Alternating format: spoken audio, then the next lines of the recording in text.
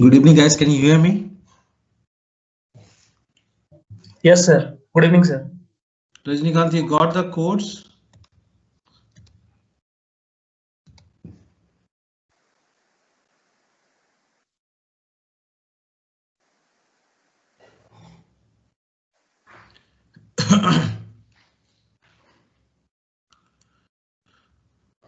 Okay, any questions before we proceed? It seems that people are still joining.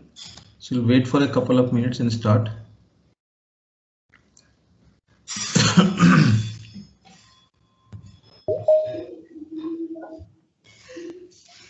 Hello, sir. Hi. Sir, if it's possible, then please post the codes or any files in Google Classroom because the management team is not responding quickly. And it's been 2 hours before that the files have been uploaded in the Google Classroom.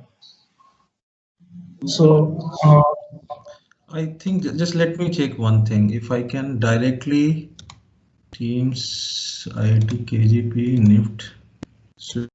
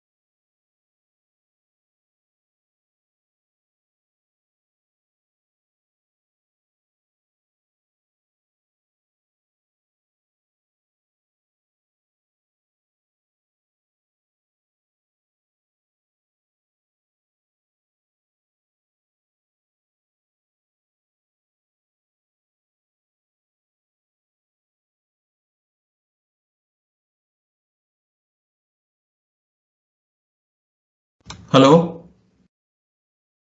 hello, sir. Okay, I'm just trying if I can just upload it right away. Just check in your Teams. Just give me a second. Sir, I am talking about, sir, Google Classroom, sir. Microsoft Teams, you cannot access the team which you are in. Sir, Huh? okay, sir, no problem. Let me do one thing. Hold on. File. I'm just gonna go ahead and do it so that there are no confusions. Okay.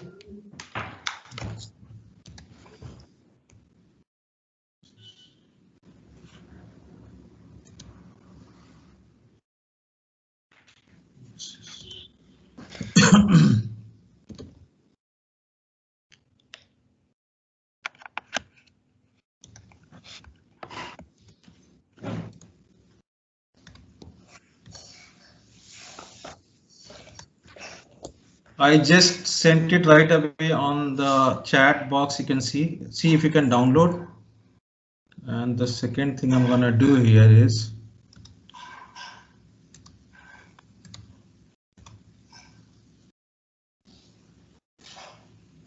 can you check on your Teams group if you can see a tsa.r in file section? Yes, we can see that. Okay, great. So whatever I'm gonna discuss today is already on Teams, and the file has also been shared. Who are here, they can. Let me just.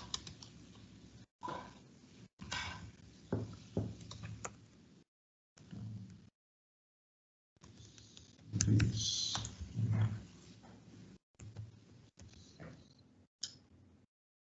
Okay. Okay, sir. Okay, great. Any other concerns? No, sir. Done it earlier. Anyway, देर आए दुरुस्त है.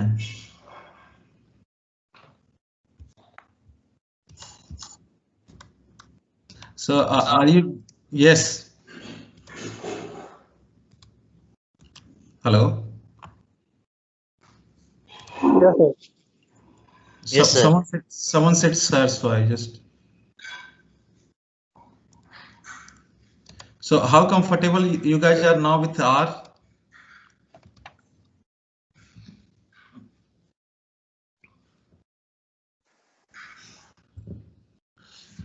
Okay, so what I'm gonna do, I'm gonna work with 3 data set today. We will do a time series analysis. There is a world prescription drug sales. It is just showing the sales that between 2006 to 2020. So I have written this as I'm not, you can always read. I have already showed how if you want to give the data directly in R, you can simply write it as C and then the data directly you can type in and you can. So if I just run it, so sales underscore W has been created. You can see 542, 599 and all that. We also need to attach an index with it because like in 2006 is 1, 2007 is 2 and so on. So what we're gonna do is T underscore W. I will make an indices which runs from one of length from this and I will plot this series. So you can see that from 2006 to 2020 how the data has the sales of the drugs have been done. Now the other data set which I have is Apollo Hyderabad drugs issued between December 10 to November 13. So I will use each of the these data sets. I was just trying to show. So this is between December 10 to November 13. Okay, so this is my data set. In December 2010, they have sold 403 of OCAT, some drugs, 399 units.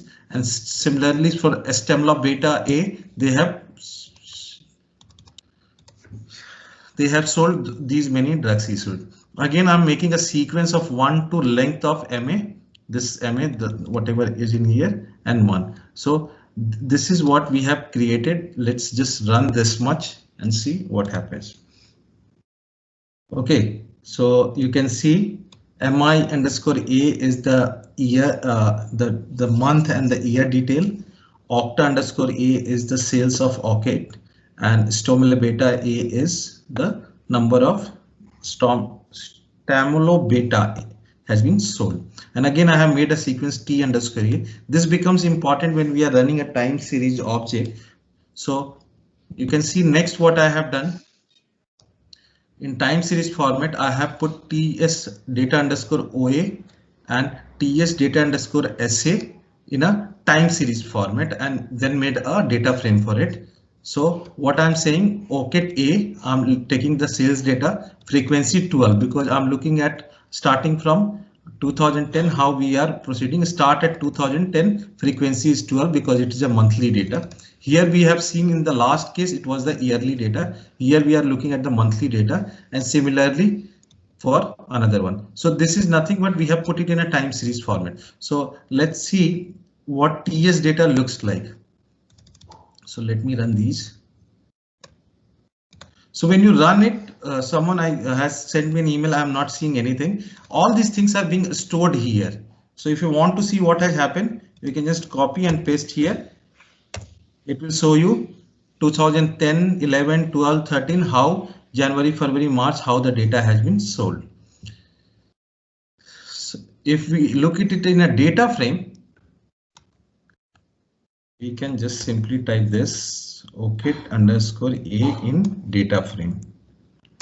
So it will just put it the 1, 2, 3 as a sequence. So in January 2000, December 2010, you have sold 413 units to 319 units. This become important when you are doing the regression. You cannot give the year value. You have to give the time, how many months or how many years have passed. So this is why we do this. So this is our in time series we have put it.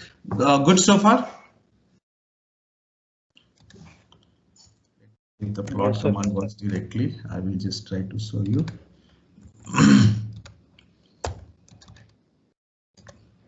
So this is your TS data for OCLET I'm saying Oaklet all the time, Oka set. So you can see, what do you see in this data based on what you have studied so far? Seasonality. Seasonality is there. Kind. Now let's look at the other data set.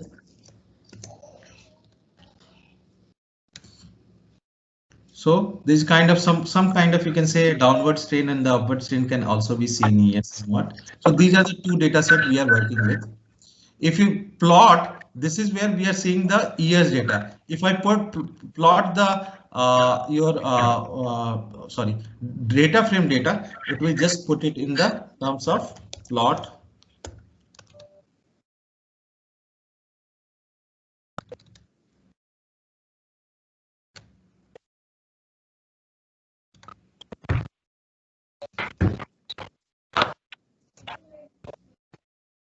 Seems it's plotting the same thing, nothing to worry there. I thought we need to. Okay, so these are the just visualizing the data. So first I'm gonna go ahead with this simple drug sales data, and we'll try to see what are the standard summaries. So I'm gonna see the standard deviation, variance, mean absolute deviation, all these kind of values for this sales data. Then we will plot the autocorrelation function and PACF. ACF, simply you have to use ACFs, the data which you are giving, what are the layouts, and type is correlation, will plot the ACF plot. If you put type C equals to partial autocorrelation, it will work for partial. Actually, I said, if you want covariance, you can put C equals to covariance. So I'm gonna go ahead and plot ACF and PACF and all these things. Okay, let's look at the ACF plot. What do you see in ACF plot? Where is the peak?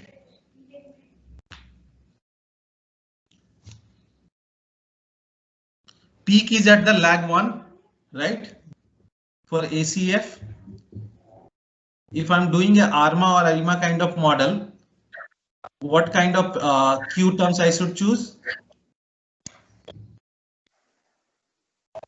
ACF is related with moving average, and PACF gives you P value for ER process. So I can simply say for my ME process, I use. Someone, could you please turn off your mic if you are not speaking? Thank you. Okay, so ACF plot will tell me about MA1 process is this. If we look at the PACF plot, it is showing it is an AR1 process because there is only one peak at lag 1. Is this clear, guys? Yes, sir. Can you repeat? You remember we have discussed ACF plot is related to moving average and PACF plot is related to your AR process, AR1, MA1 kind of process.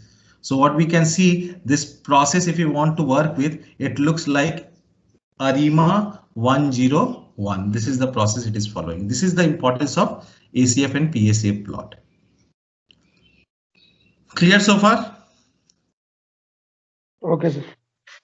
Now I'm now looking at the other, because if you remember for this data, it was simply a increasing trend kind of data. It was simply increasing. This is the sales data was there, but this data seems to have seasonality trend and all those kinds, second and third kind of data. So what I'm gonna do, I will try to extract the trend, seasonality and error component, the residual component, using a function called decompose. And then we'll try to plot this decompose. So let's go ahead and run it. So you can see the first component is the observed component. In the first plot you see. The second one is trend into it. Third one is seasonality into it. And fourth one is in randomness into it. So this is how the top plot has been decomposed into trend, seasonality and randomness. Is it clear? Yes, sir. Yes, sir. Okay, now if I'm sorry, I'm switching between various data set. Please, somehow manage with it. So I'm just trying to show you, because in the first thing I could not show you. Let's try to see if I try to do a decomposed underscore OA for the first data set, but not really required. We already see the trend is there. So this is how your decomposition of any data set looks like. This I have done for ORCID data. You can also try for Stimula beta A or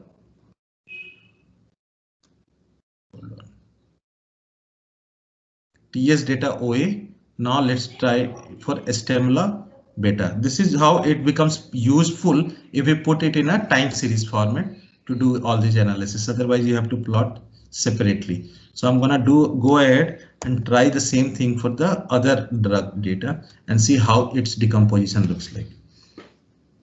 So again, the top one is your so if you look at the trend, it is, you can see it is not necessarily fitting a linear trend. It is looking at a quadratic kind of trend here, though, so that you need to keep in mind. And then seasonality and the your random fluctuations. So this is how we decompose our time series to see.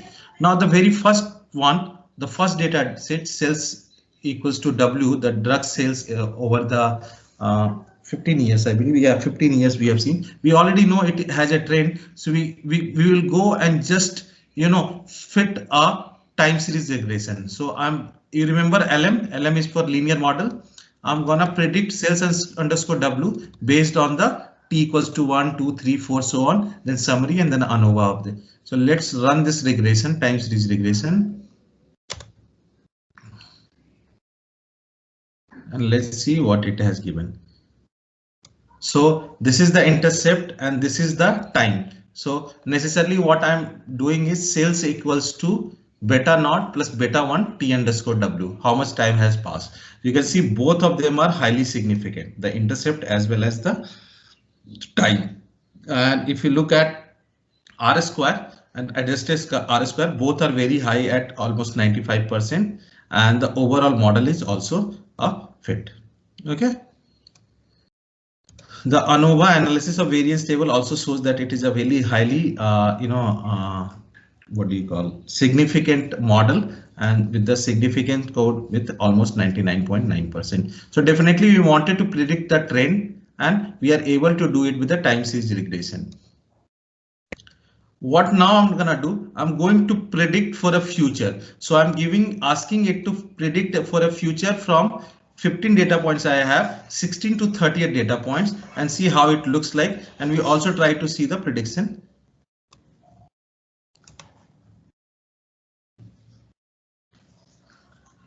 Now let's look at predict underscore W.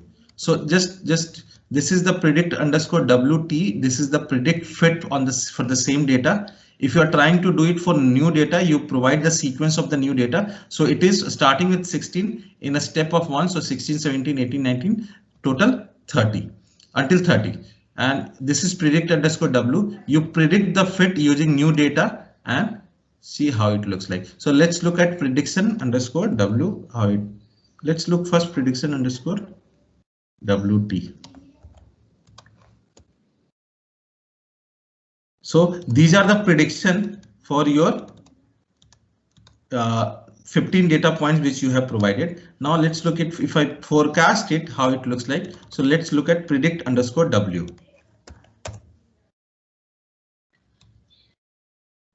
So this is for next 16 forecast it is trying to show, and how you get the numbers, because you are going way too ahead of 15 periods in advance. That's why you are getting almost pretty much same number. In fact, the same numbers. So this is how you do the prediction based on your data frame. You can also, although I have only discussed linear regression, you can also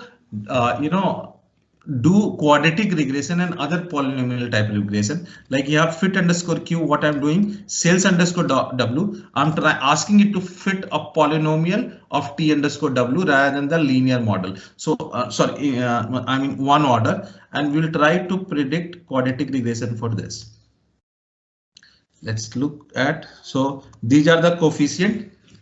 So first term square and cubic term, we can see that the first one is linear term is highly significant and the other quadratic and other terms are your, so it is more like x square plus 2xy ab, something like that. So if we forecast, so here what I have done, I have find the all the kind of errors and performance measure, like error using linear regression, error using quadratic regression. Then I have combined all these and try to see how my forecast errors looks like. So let's look at the comp data. Okay, so this was the actual sales.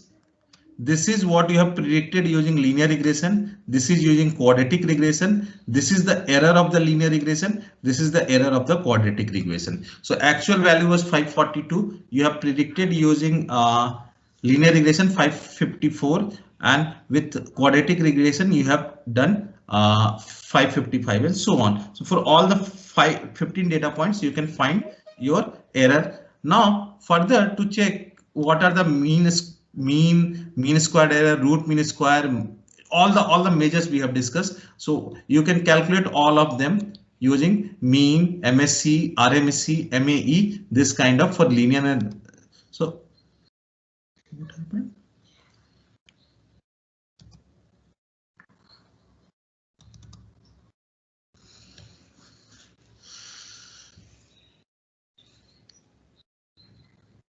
MSC, it is not taking here.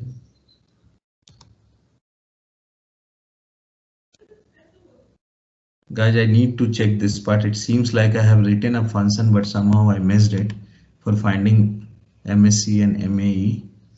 So I will check and correct it. You can directly find this mean and MSC and RMSC values. I will send you the updated code for this one. So you can compare various values. Now I'm going to use a forecast library, forecast.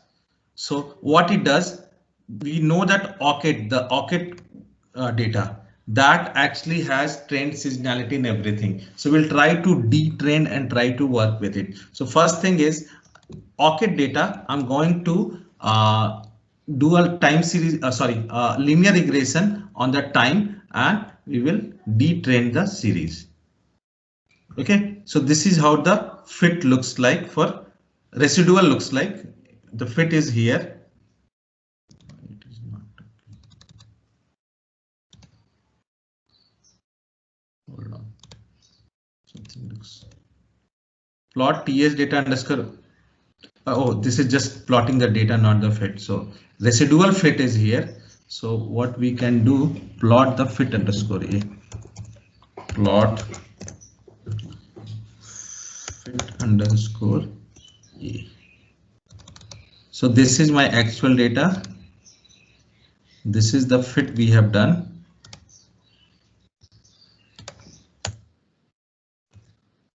So it is showing all the plots which we have known for linear regression. Okay, so it plots all those, and then you can plot the residual.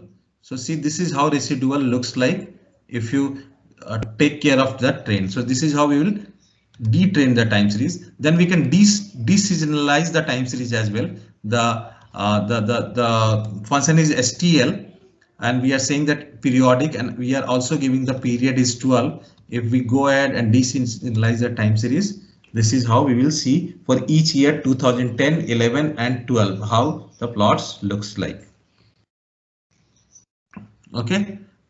Now next we need to check whether it is stationary or not. My time series is stationary or not. So if you remember, we have done augmented Dickey-Fuller test ADF, and if p value is less than 0.05 indicates the time series is stationary. Let's do this test and see that whether my time series is stationary or not. So what do you think? Here is the result of augmented Dickey-Fuller test. Is the time series stationary?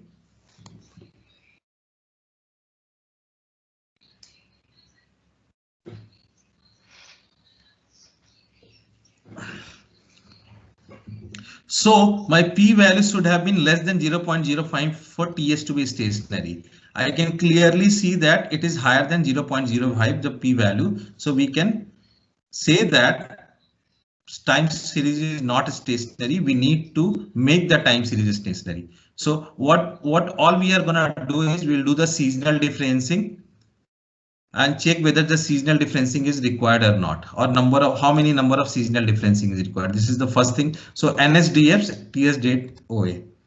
So it is saying 1. So ideally we do not need the seasonal differencing. What we need is more of a regular differencing. So I'm gonna go ahead and run this code. So now this is a difference time series is difference and stationary time series would look like for you. For this one we have used diff. Diff simply uses the difference of we are subtracting y2 minus y1, y3 minus y2 and so on. And we were able to find a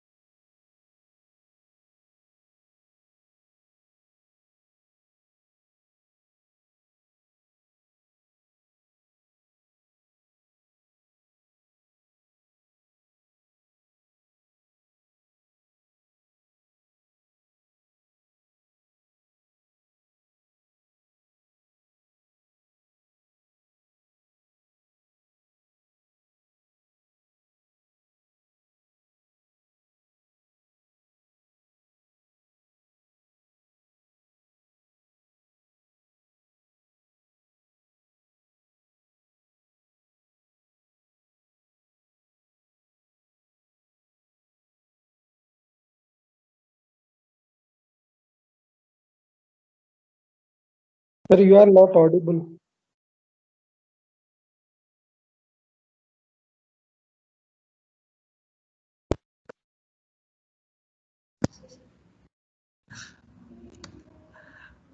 interesting. Who doesn't like me, man?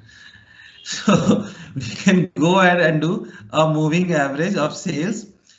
So we'll just use MA function and run it. So this is how the trend looks like. So if you can say the prediction, the moving average in the red color, the actual sales is in the your black color. You can see the red color plot starts from 2 because we are giving it a two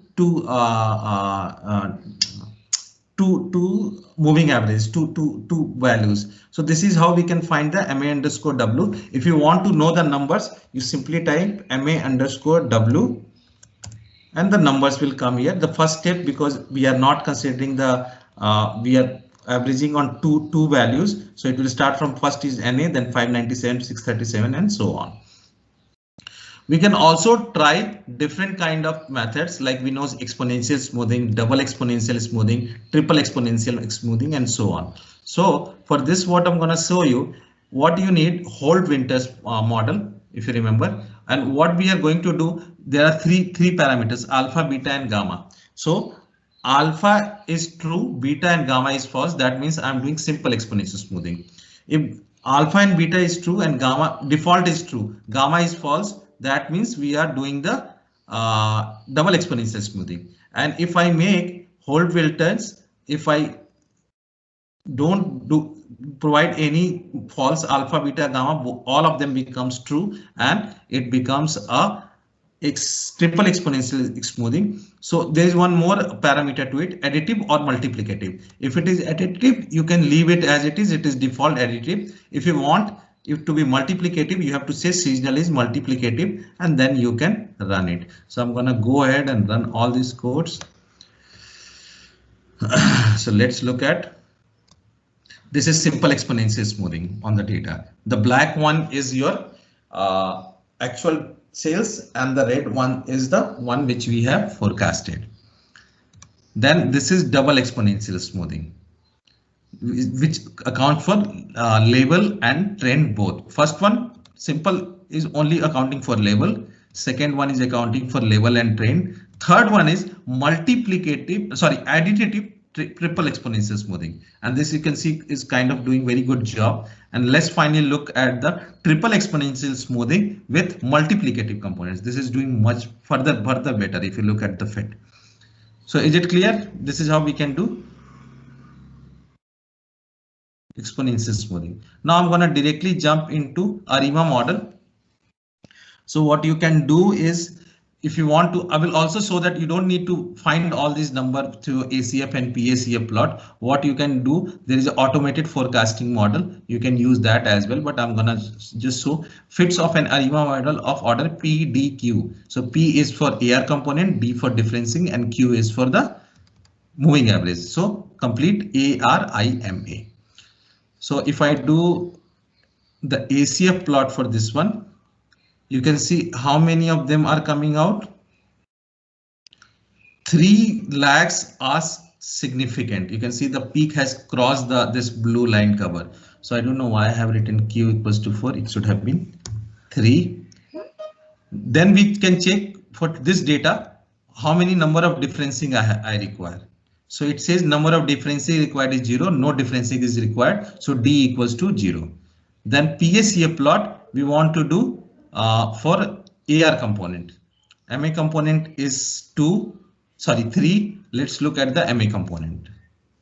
So there is only one peak. You can see here. So I can say that this should be 1. So no, I have added 2 in every one extra. 103 model we need to run for this one. So fit ARIMA TS data for order C10. This is your P, then Q and D. Let me go ahead and run it. And okay, so this is the seasonal model residual I'm trying to show. Both ACF and PACF after adding AR1 component, MA3 component, everything you can see for this residual model, seasonal model residual, all the ACF, PACF, you cannot see any peak. So my data is stationary and we have done a good job. If you want to predict based on this, we can go ahead and run this part.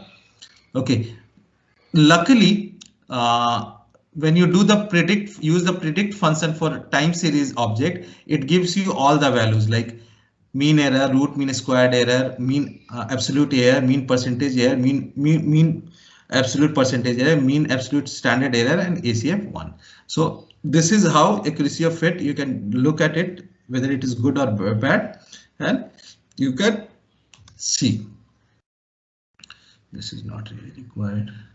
Suppose I just want to predict the next 5 iterations. So I will give the object time series object fit, and I will ask for plot predict for next 5. So if I go ahead and do this, see, this is the actual time series. So if I'm in the last data I have is for 2000 November. So if you want to predict for next 5, this is giving me the blue one is giving me the prediction, and the area which you seeing in light blue and gray, they are actually your confidence interval. With some confidence it is giving you. If you try to predict for a very longer period, what you will see, it will almost become flat. So let me ask it to run for suppose 20 time periods. Let's see how it looks like. It will almost become flat. Does that make sense? If you try to see 2 ahead in future, these models won't be able to tell you, because it is, अगर तुम moving average कर रहे हो तो 4 या 5 values को पीछे देख कर रहे हो या 10 values को देख रहे हो. If you take a very long time period, it will not give, it will become almost constant after. In fact, this you can think from the perspective that your MA process is of 3 and AR process of 1. So ideally next 3 to 4 period you can get a very good forecast. Beyond that, it will just give you the label at which it works. Does that make sense?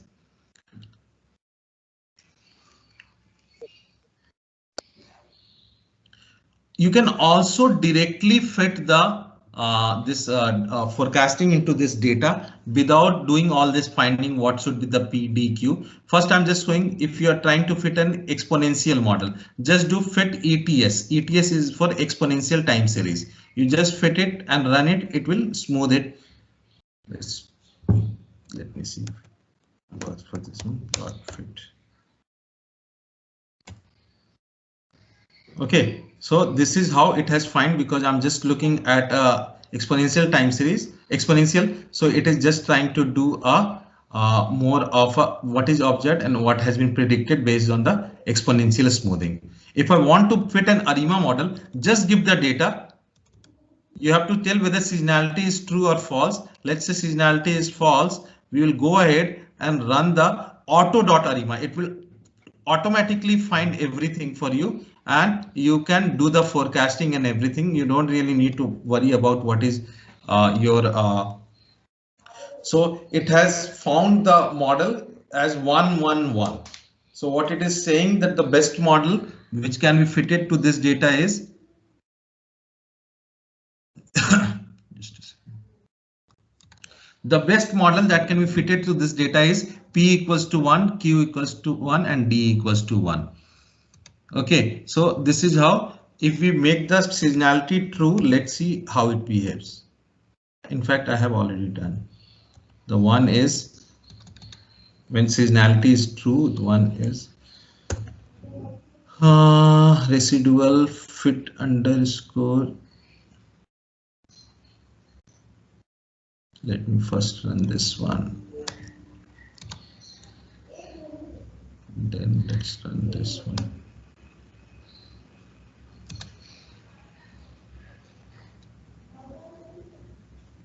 So in both the cases, it is expecting us to fit an 111 model. Based on PDQ, we had fitted 103 model, if you remember. So what we have found that the MA terms would be 3, but the auto ARIMA based on various functions they already have, they have suggested that it should be 111. So it is up to you. If you understand your time series very well, you can do this kind of finding first ACF, ACF and finding number of differencing, or you can just throw the data in auto.arima and it will tell you whether but you have to specify seasonality is true or false, and based on that it will try to fit a time series model for you. Is that okay?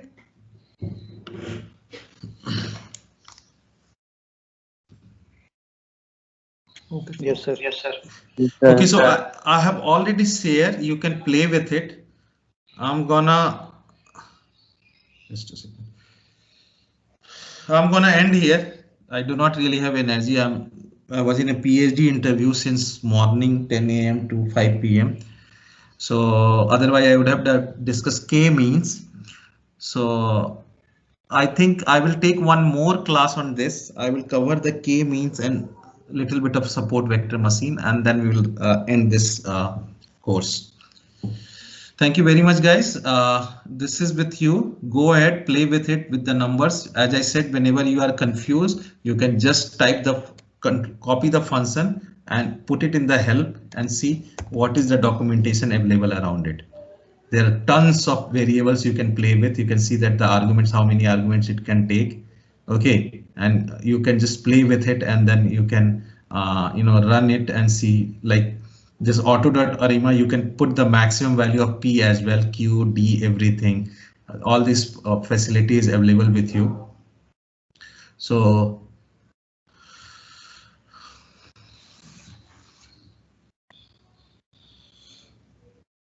I stop here, guys. If you have any questions, please go ahead, ask. Otherwise, we will just wrap up this session.